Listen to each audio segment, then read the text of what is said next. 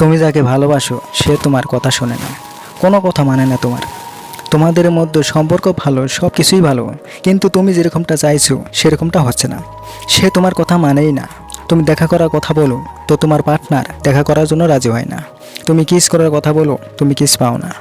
তুমি তাকে বেশি কল করতে বলেও তোমার কাছে কল বেশি সে করে না।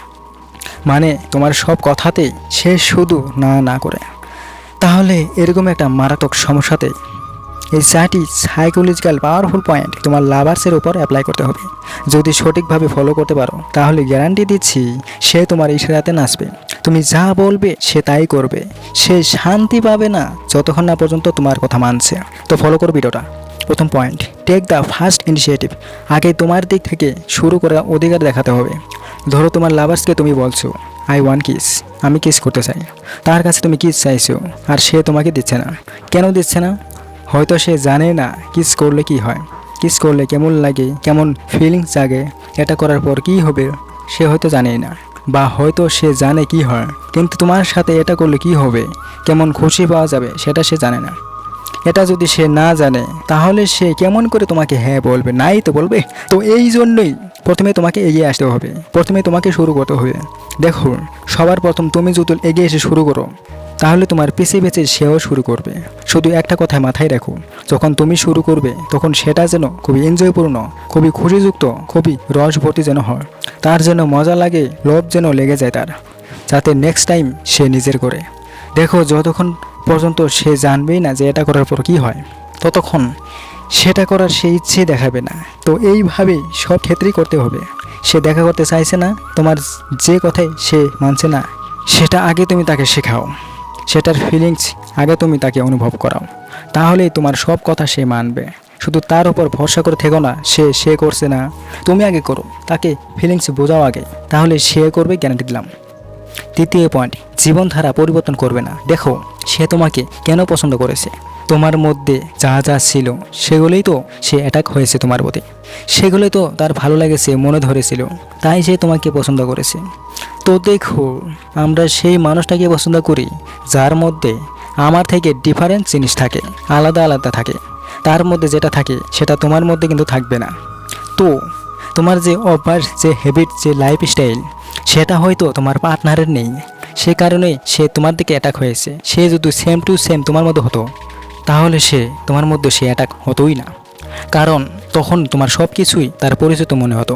তোমারও যা ওরও তাই, তাহলে আকর্ষণটা কোথায় থাকবে? তার মধ্যে যেটা আছে তোমার মধ্যে সেটা, তাহলে তোমার প্রতি তার ইন্টারেস্ট কেন হবে?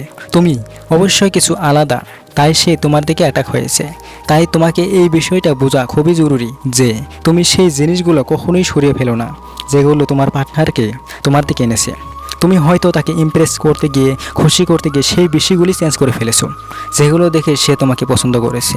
তোমার হ্যাবিট, তোমার অভ্যাস, তোমার লাইফস্টাইল, তোমার পছন্দ অপছন্দ সব কিছুতে হয়তো অনেক চেঞ্জ করে ফেলেছো।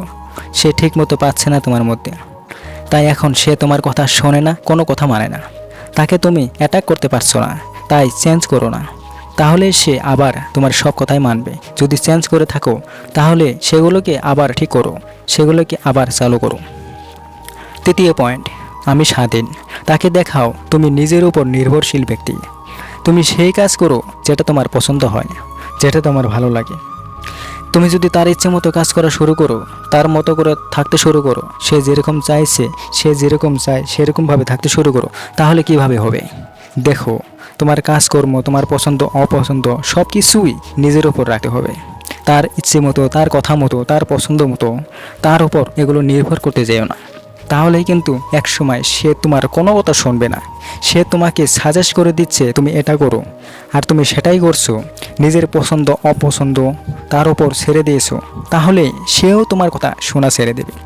সে দেখা করতে চাইলে তখনই দেখা করতে হবে, সে কিস করলে তখনই করতে হবে, তাছাড়া তোমার কথার কোনো দাম নেই তার কাছে। তাই তাকে দেখাও আমি ইন্ডিপেন্ডেন্ট, আমি স্বাধীন, আমি মুক্ত, আমি স্বনির্ভর, আমি স্বাধীন চিন্তাশীল, আমি নিজের পছন্দের অপছন্দের ভালো মন্দ ডিসিশন চয়েস নিজেই নিতে পারি। তাহলে সে তোমার প্রতি ইন্টারেস্ট থাকবে সবসময়। তুমি যা বলবে সেটাই করতে তার ইন্টারেস্ট লাগবে, তার মন চাইবে করতে, তার ইচ্ছে মতো চলবে। তো কোনো কথাই সে আর শুনবে না একসময়, গ্যারান্টি দিলাম। তাই ফলো করো পয়েন্টটাকে। 4 নম্বর পয়েন্ট, অতিরিক্ত উত্তেজনা দেখাবে না। কখনোই তোমার পার্টনারকে ওভার এক্সাইটমেন্ট শো করবে না যে তার সাথে ভালোবাসা করে তাকে পেয়ে তুমি যুদ্ধ জিতে গেছো।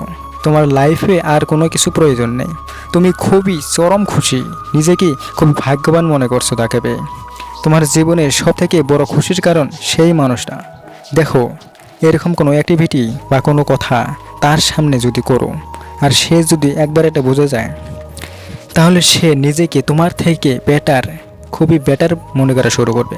তোমার থেকে নিজেকে আলাদা মনে করবে। তার মনে হবে তোমার জীবনে যতটাই খুশি আছে, যতটাই রোম্যান্স আছে, সবই তার কারণে, তার দ্বার। সব কিছু তার জন্য পারছো, তাই তোমার কথা সে শুনবে না। সে যেটা বলবে তোমাকে সেটা করতে হবে। সে যখন চাইবে তখন হবে। তোমার কোনো কথা তার কাছে চলবে না। তাই ওভার এক্সাইটমেন্ট কখনই তাকে দেখাবে না, তাহলেই সে তোমার কথা মানবে। যা বলবে সে সেটাই অবশ্যই করবে। তার ইন্টারেস্ট লাগবে তোমার কথা মানতে, তখন তার ভালো লাগবে, তার মন চাইবে তখন তোমার কথা শুনতে, তোমার কাজটা করতে, তোমার কথা মতো চলতে।